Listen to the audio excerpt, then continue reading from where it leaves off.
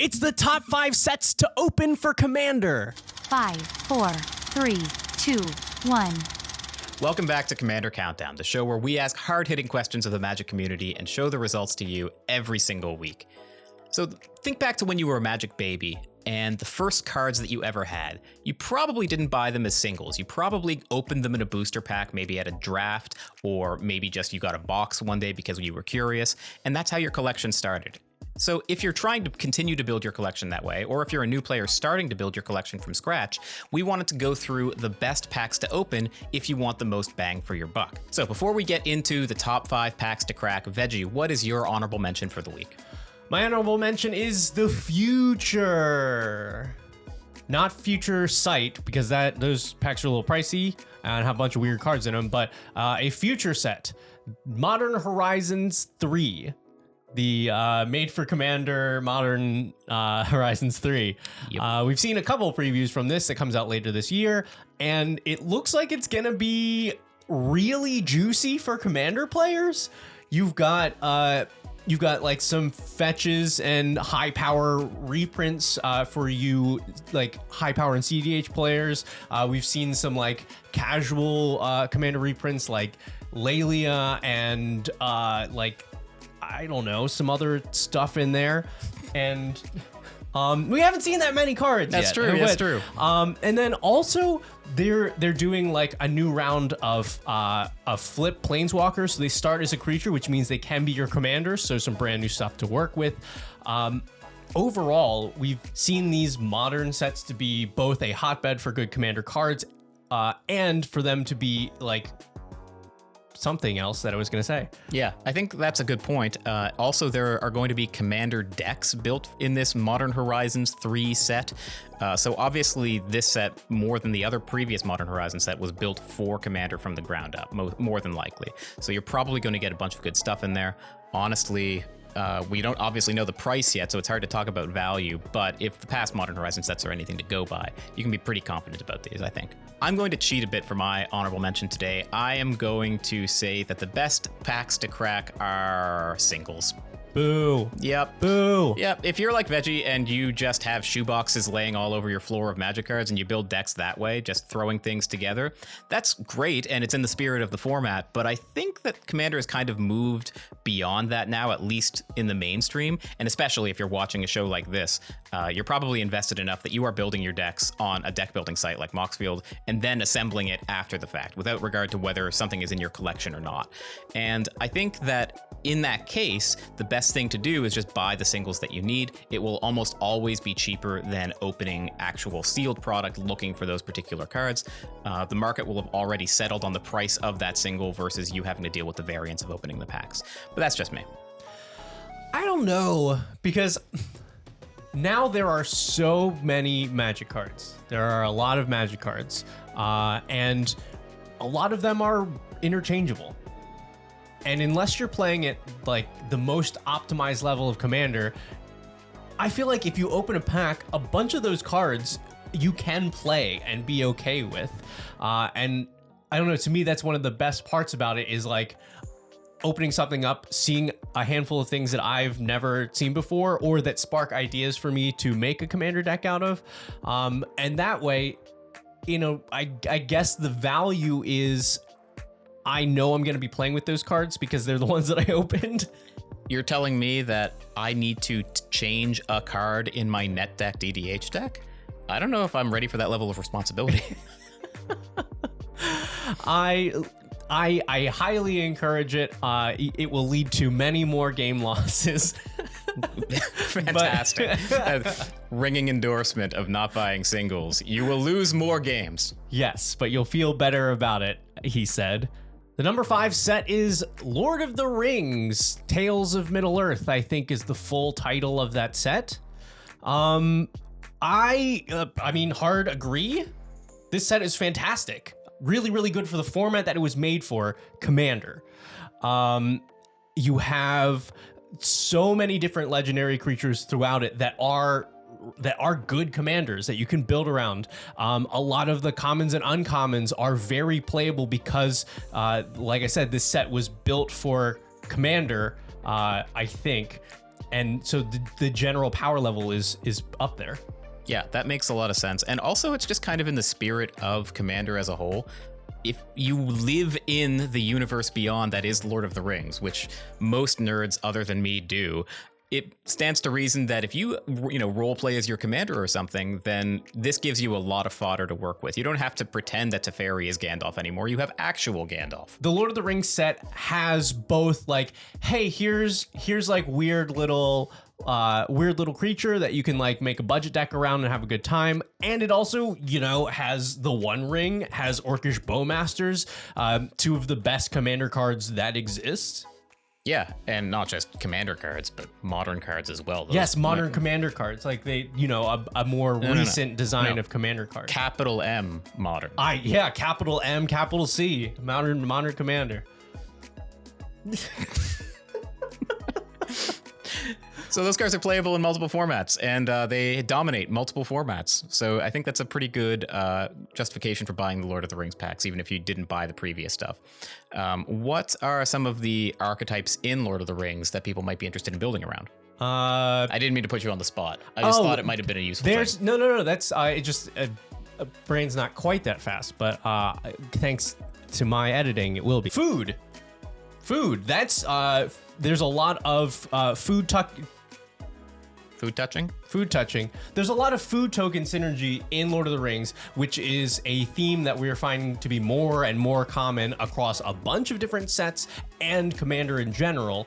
You'll have a lot of cards that are very useful on their own that happen to make food, but contribute to a lot of those strategies for just tokens in general or life gain, and just get better the more sets that are released, like Wild's Veldrain and whatever else has had food. So many of the commons and uncommons are Commander staples. Things like Rising of the Day. Your entire pack will be filled with things that you can just straight up play and are some of the better cards that you can get that do what they do. Yeah, I guess that's a nice thing to point out about a bunch of these packs. You're not just high rolling for the really powerful cards, the floor is really high too. All right, coming in at number 4 is Modern Horizons 2. And I think that's an excellent choice. A lot of the arguments that Veggie made earlier for Modern Horizons 3 still apply. The power level at the top end of this set is absolutely bonkers. So obviously you have a bunch of modern staples that ported over to Commander really well. You have Ragavan, and Urza's Saga is obviously this great utility land, slots into almost any deck because it can search for a 1-mana artifact like Esper Sentinel, which is also in these packs. Esper Sentinel, if you've ever played against it on turn 1 on the play, you know how oppressive that can be. So opening one of those, even just at rare, is a pretty good justification for it. I hear there's also another 1-mana artifact in Commander that's pretty good that a few people play. What? Brassman. I don't know why that's the one. I think I saw that in a deck list recently. In your head, I love it. It goes Soul Ring, Brassman, and there's nothing in between those two. So you have a bunch of early plays, Esper Sentinel and Ragavan on 1, Urza Saga, juicing your mana base. You also have the entire set of Evoke Elementals. So you're noticing a theme here. Almost all of these high power cards don't cost any mana to cast, and if you can blink them or scam them, then they will stick around on turn 1 or 2 and dominate the table that way. You have things like Subtlety and Endurance to disrupt your opponent's kind of combos. Solitude exiles opponent's creatures, and Grief makes them kick your knees under the table. Yeah, it's interesting that you point that out because like all of your points make sense. But the Evoke Elementals are played surprisingly little in Commander. I think it's wrong. I think they should be played more. But you never see Grief. You rarely see Subtlety or Fury. Really, it's just sometimes you will see Solitude, and Endurance gets a good amount of play because that's that ability scales with Commander. But the rest of these are like single target things. Fury like can hit a few targets, but 4 damage is very different in a multiplayer game. But you could be the person opening Modern Horizons 2 and getting these and playing them and learning that they're actually much better than people give them credit for. Yeah. Not to mention other mana-based staples as well. The fetches are in this set. Cabal Coffers, if you're a mono-black player, mono-black degenerate who loves generating huge amounts of mana and oppressing the table, then Cabal Coffers is in there for you. As is Yavimaya, which is a staple in like any green-based deck. I'd say everything we've mentioned so far is high power commander. Once we get to Yavimaya, that is like staple. You're gonna see that at all levels of play. And Modern Horizons 2 isn't just like high power and CADH staples, so you get a full range of things that you can pull from. So like a lot of the rares that from the set that don't actually see the modern play end up being excellent for Commander. Sword of Hearth and Home, Archon of Cruelty, things like that. Excellent Commander cards. Nobody plays these in Modern. And then you even have like actual in the command zone staples like Chatterfang, which is one of the most played like token commanders of all time. Before we move on from this, if we're talking about value, then cards that are playable in multiple formats are a pretty big deal. If you buy Commander only booster packs, then you're only going to be able to play them in Commander and I guess Legacy. But the Lord of the Rings set and the Modern Horizons sets, all of them are Modern legal. So if you wanted to get into that format, you'd be well on your way. Your vote for number 3 best set to open for Commander is Commander Masters. Makes a lot of sense as a set that is actually designed for Commander and Commander only, and is entirely reprints of like just the Hall of Fame of Commander cards. You have like every top end staple that you can think of, you know, Jeweled Lotus, Great Henge, all the free spells, like, you know, Craterhoof, Psych Rift, everything. And because it was made to be drafted as well for a Commander game, all of the commons and uncommons also reasonable to play in a Commander game. Yeah, a lot of these cards were really hard to find before Commander Masters came out and reprinted a bunch of them. If you wanted to go digging through Return to Ravnica for Cyclonic Rift, then I guess be my guest, but you're much more likely to find it or something good in the Commander Masters packs. A lot of these reprints ended up being like the most accessible reprints of a lot of these cards. Like the Dragon had one secret layer, but you suddenly have access to a lot of these Commander cards at like a reasonable price that you just could not get anywhere else before. Yeah, and also if these are all reprints in this set and they're all Commander, then they were cards that were popular enough and played enough to justify the reprint. So when you open this pack, you know that every single card you pull out of it will probably be playable in something. Right. Now the trick to this is these were premium priced products. They are expensive. The boosters are expensive. The boxes are expensive. Dear Lord, the collector boosters were expensive. And there are some pretty painful cards to open as well. Like, they're still Commander cards. They're still playable in Commander, but like pulling a Talrand out of your like $50 collector booster, or maybe I feel like I have that price too low. I think you do. I think it was like 75 or 80. Yes. Yeah. Even though all of the reprints in this set were cards that are played in Commander, some of them are big whiffs as far as actual value, either being cards that were reprinted into the ground, like I think also Flappy Hamlet. Some of the cards that were included were already like reprinted into the ground, like 1-800-FLAPPIN'. That makes me laugh every single time I read it. You're talking about Zatalpa, right? Yes. Yeah. Yes. Flash that up on the screen. That's magnificent. And so the average level of a card that you get is very misleading, because while you do have those like huge hits, there are a lot of duds in the set. So sounds like you disagree with the community on this one. Commander Masters should not be as high as it is. I think with the large number of things that you can get out of the set that are very good and pretty pricey to buy as singles, it makes sense. I just wish it wasn't so much of a lottery ticket, that it was a little more consistent in at least getting something pretty good. You know how you consistently get something pretty good? Buy more packs? Yeah, you buy packs of 1. Do they make those? I thought they didn't like the like March of the Machine Aftermath kind of thing. Well, they don't, but in general, I think it's better for the environment when they don't come in the cellophane packaging. They just ship them in like a top loader or something to you. You can reuse that.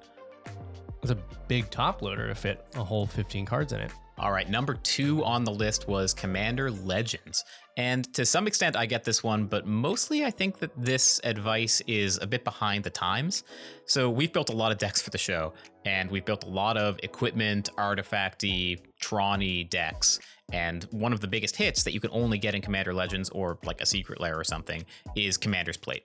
I have been looking for that card, for many copies of that card for a very long time, and it's very hard to find because it's only in these booster packs and not really anywhere else. And that was also true for a lot of the cards in the set until recently. So the multiplayer lands were not reprinted until they were in the precons.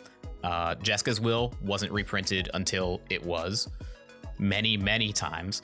And I think the upshot of all this is that with the precons that they're shipping out, they're not your daddy's precons anymore, right? Like these pack a punch, and they're listening to what cards people want to see reprinted and putting them into the decks as they ship them out. Yeah, I think like it's something about this set in particular that just keeps getting, you know, 1 or 2 of the like the exclusive cards reprinted in precons set after set after set. And so I think if things continue in that direction, there won't be any reason to get Commander Legends at all. Yeah, I guess to put it in perspective, would you rather have, say, 10 packs of Commander Legends, or would you rather buy a precon that has roughly like the same number of cards, but you know that 20 of them are going to be bangers that you will use over and over again, and which ones they are? Yeah. And I like that. To me, that's a. You're trying to trick me here. What? I would rather have random packs of cards, regardless of the situation. I thought the important thing was like cracking the packaging open, and with the precons, you have even more packaging to crack. But I know what's in there. Yeah, well, was it the dopamine from cracking things open, or is it the dopamine from opening a Talrand in your Commander Masters pack? Leading the witness. It's cross-examination. You're allowed to Yeah. lead the witness on cross. All right, what? Yeah, I mean, I don't know anything about it. I've read John Grisham books. There are a lot of packs I'd rather have over Commander Legends. Sure, you can get some big hits, but also like Commander Masters, there are a lot of things I'd not like to pull out of this set. And you have the big problem of the quality of this product. Hamlet. I'm testing Hammy here to see how long it takes him to start scratching again once I speak in this cadence. There it is.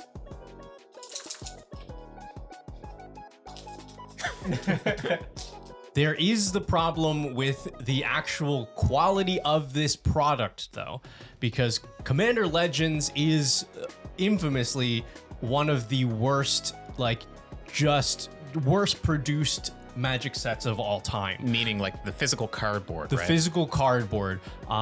Because like if you pull a foil out of this set, you cannot play that card.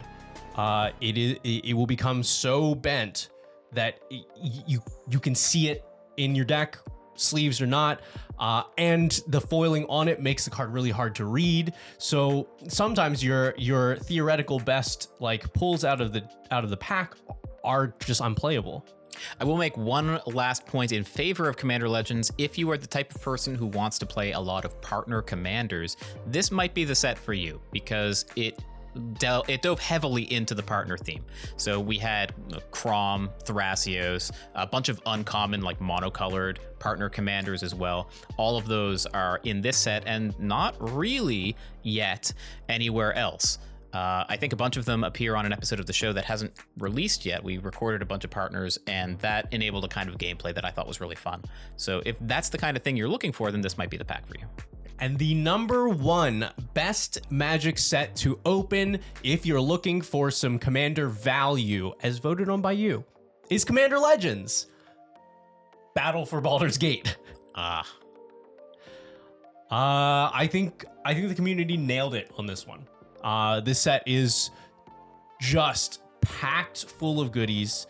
So many like incredible cards, playable commons and uncommons, and the price for an average like pack or box is low. Yeah, I think that this was one of the sets that stores bought an awful lot of, thinking that there would be huge demand, and they overestimated it. And as a consequence, stores have a lot of extra booster boxes sitting around. The value of them has gone down as they're forced to sell them for lower and lower prices. And at the same time, we've started to realize that actually some of these cards are pretty good, and we're finding ways to build around them. So what are some of those like recent innovations in Commander from this set? I know one for me personally is like Passionate Archaeologist, and the price for this card has shot up. One of the things that people overlooked early was because it's a background, people just were like, oh, well, I'm not going to play this as a background. I don't want this. I don't have a good pairing that I want, so I'm not going to play this card. But you just put it in your deck. And the ability to deal damage when you cast from exile turns out to be really good in Commander, where you have a million different ways to do that. Yeah, really good and getting better, because there are a lot of payoffs for casting things from exile that they've been printing recently. That's just the feel of this set, is so many things went overlooked, which is why it wasn't bought initially. They had the kind of fumble with not releasing this at the same time as actual Baldur's Gate, so it didn't get that hype. It didn't have the reprints that people wanted it to have, so a lot of people didn't buy it. Yeah, so the top end of the set is still there. It's still what we knew it was when the set was first released. You have your Ancient Copper Dragon, Ancient Silver Dragon. Those are the two pushed cards. But the density of the good cards in these packs is actually like towards the middle rather than towards the top end. So, Displacer Kitten is, I think, one of the top 10 cards in terms of price in the set itself. And that's not a particularly expensive Magic card. Displacer Kitten, and I know this because it is an airball card and I love it to death. And that means that when you open packs like this, a lot of the value is going to come from like uncommons and commons that are built around things, and you're very likely to open them. And the rares are kind of an afterthought. They're the icing on the cake. If you open something, balmy and great, but it's not what you're looking for if you're cracking this. And a lot of individual cards are just like turning out to be exactly what you're looking for in different archetypes or situations. Irenicus's Vile Duplication is a really nice budget option for a clone spell that can also copy legendaries, which is getting more common, but still like good to be able to do for 4 mana.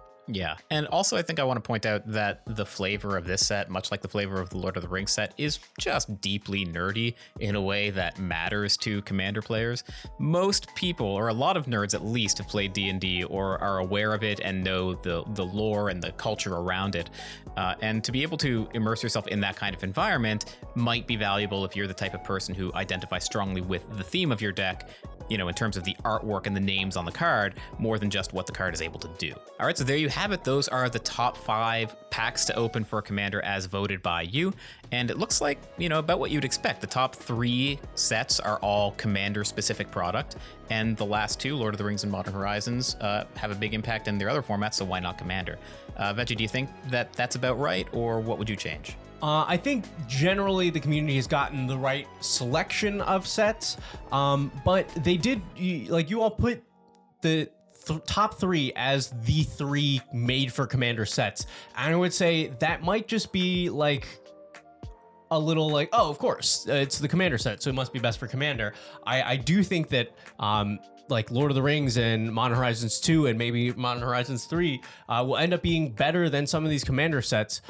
So you should always be keeping an eye out for those non-obvious like Commander Gold sets. Yeah, in particular, please open more Standard and Pioneer legal packs, because I need those cards and they are very hard to find. All right, it's time for the weekly deck tech, and today's deck list was submitted by our patron, SJM1983. And if you want to see your deck on the show, all you have to do is become a patron. You can head on over to Patreon. The link is somewhere around here. Click it and then do what it says, and we will look at your deck list. In the meantime, Xavier Saul, Veggie, tell us about him. This is a budget build of Xavier Saul, just to go with today's theme. I think this is a very cool commander. It's a black, a green, and a blue for a 3/3. You can tap, remove a counter from another permanent you control to populate, which is make a token that is a copy of a creature token that you control. And you can tap and sacrifice another creature to proliferate, adding a counter onto any number of permanents that you control or people. You have a wide variety of strategies and directions that you can go with this deck. So let's see what they did. Yeah, I think one of the nice things is that the tokens are just good by themselves in this kind of archetype, and can just overrun the board even if you don't find your payoffs. And the things that make tokens are usually pretty cheap. I mean, I think it's pretty clear what direction they went in to start off with, but we're seeing a lot of Sapplings, and in particular, seeing some of the OG Sapling Thalids that put counters on themselves and then turn those counters into creatures, which is the perfect thing for Xavier Saul, since you can proliferate the spore counters and then also populate the Sapplings.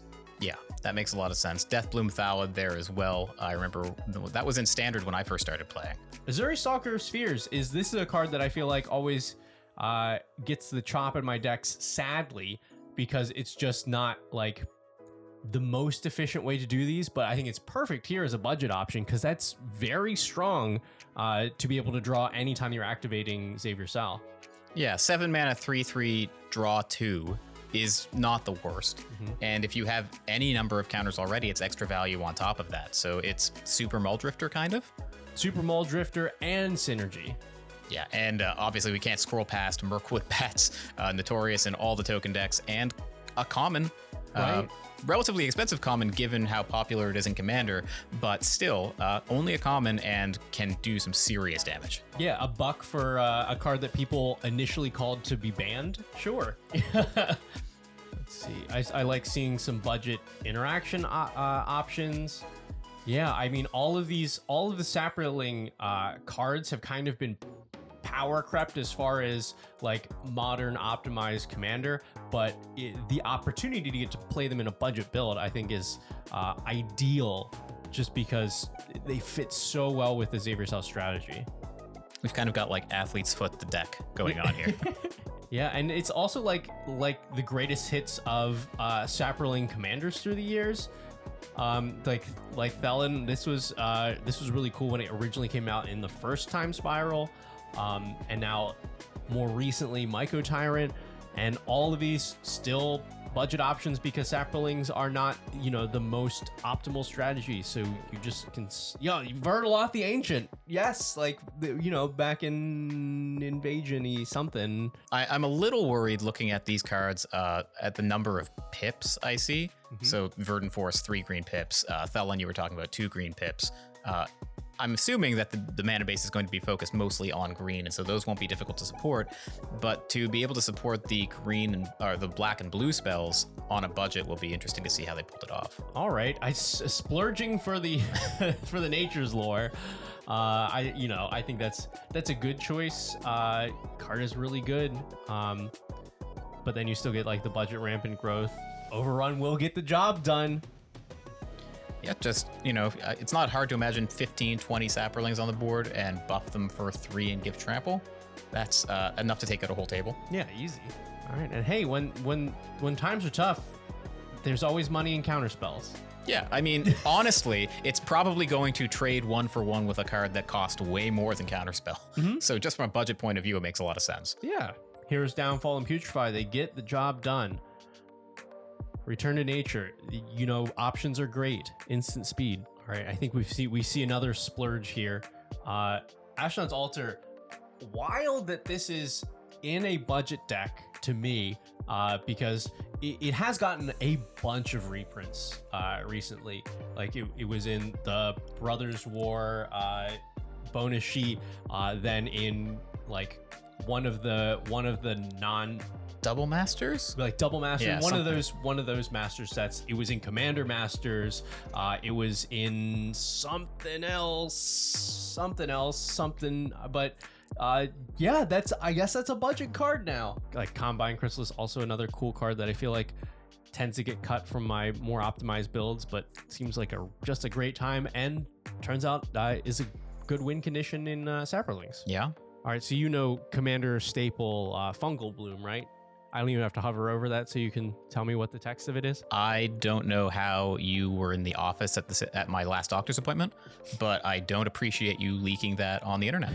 I remember playing Moldavine Reclamation in one of the recent pre-cons, and it felt really, really good. I think I had it in play, and then I cast Culling Ritual and drew a ton of cards off of the, 20 mana or whatever I made, and then just replayed everything to the board. Yeah, that's a really powerful ability, and luckily does not specify non-token, so I will gladly convert all of those Sapplings into cards. I think I'm just gonna be I'm gonna be pointing out all of the cards that like I used to play in like older Commander.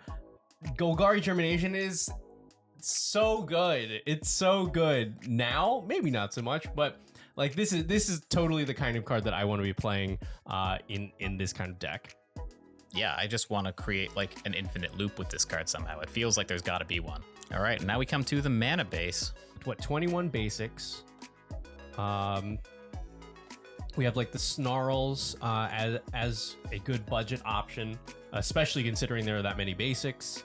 I'm pretty impressed that there are not a lot of lands here that come into play tapped. I see what like Bajuka Bog, but that is utility. So Evolving Wilds, Jungle Hollow, Mortuary Mire, Path of Ancestry.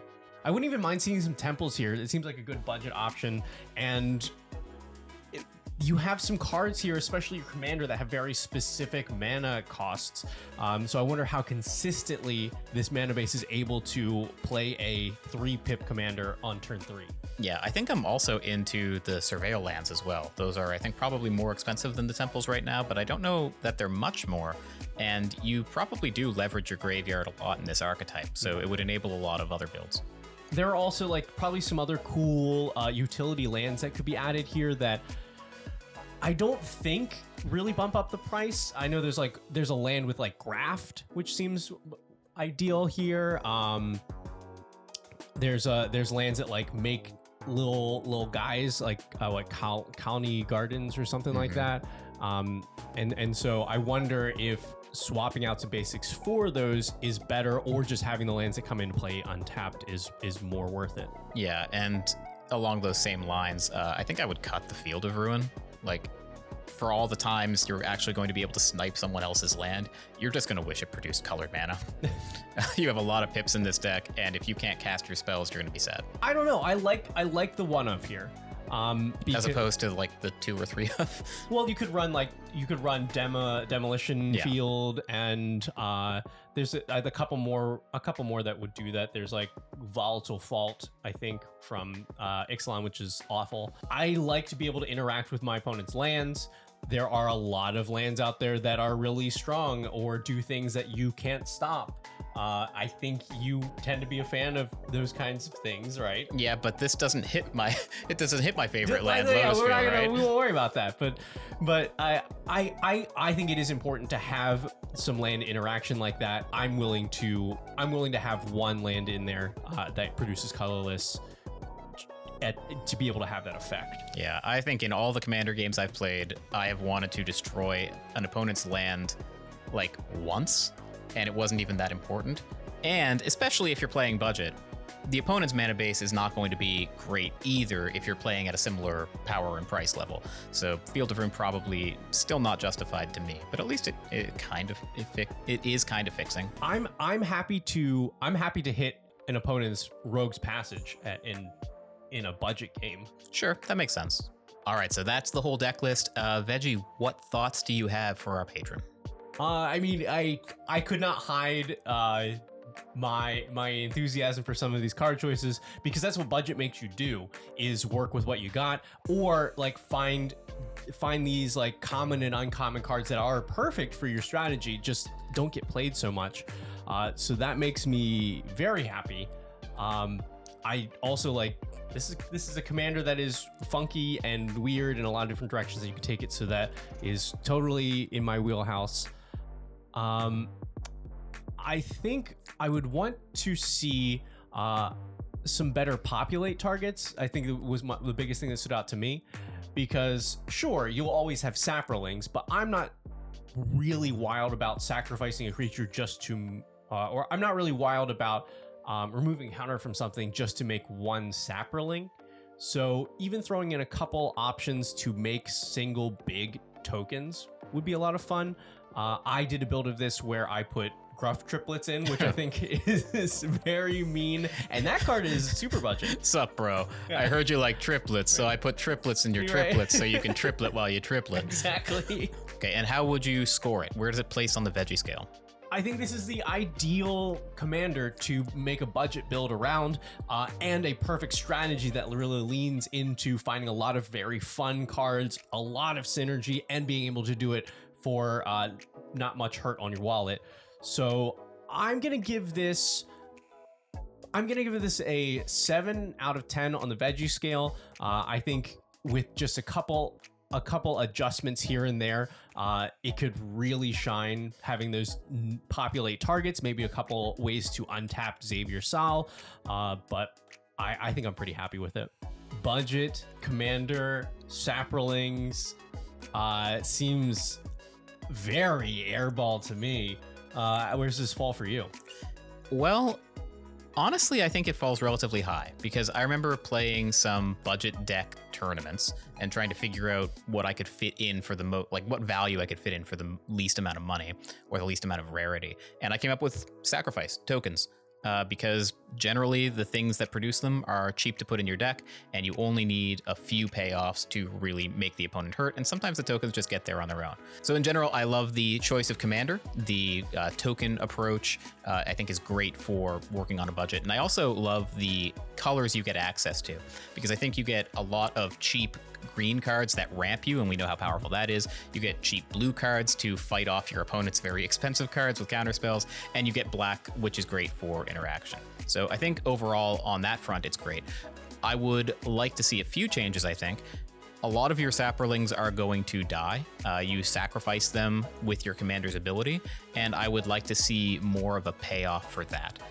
Something like, think Blood Artist, or something that triggers when your creatures die and go to the opponent's face or creature or something like that. Yeah, and Blood Artist has even gotten a couple reprints recently, so that probably still is easy to slot into a budget build. Yeah, I would think so. Also cards like Priest of the Forgotten Gods come to mind as like a good way to throw away your Sapplings and trigger your other payoffs and hurt your opponent and draw cards and generate mana at the same time. Culling Ritual as well, the ultimate payoff for destroying your own things and everyone else's. So everyone else's Soul Rings and Arcane Signets and everything go away. You get a boatload of mana and you redeploy your whole hand. That seems great to me. And more recent additions, the new card from Karlov Manor, what was it called? Something Roots. Insidious Roots, I think is correct. Insidious Roots, right. The card that generates a bunch of tokens when you put cards into the graveyard, and those tokens tap for mana. And if you put something like Tyvar in the deck as well, they can tap for mana immediately, because that mana ability is an ability. So overall, I think I want to see I want to lean in harder in the directions where I think this deck can excel on a budget. So graveyard synergies, token mana generation, and death payoffs. And so I think that puts it as is, probably 5 on the airball scale, but with the changes that I would make to it, I think it would get all the way up to 7. But there's only so high a token budget deck can go on the airball scale. Thanks again to our patron SJM1983 for submitting this excellent budget deck. Opening packs is fun, budget decks are fun, and Sapplings are fun. So I think it's been a pretty great episode. Yeah, and if you would like to see your deck on the show, then you can head on over to our Patreon as well. The link is in the description below, and that will compel us to look at your deck and comment on it. And probably put it on the show unless it's embarrassing. This episode is sponsored by us. There is no store sponsor for this Commander Countdown. There's no sponsor of any kind other than our lovely patron. If you are looking to sponsor Magic content, then hit us up. Our contact information is below. We'll work something out. And of course, an excellent way to support us always is by liking the video, subscribing to the channel. That is all we've got for you for today. We'll see you next time on Commander Countdown.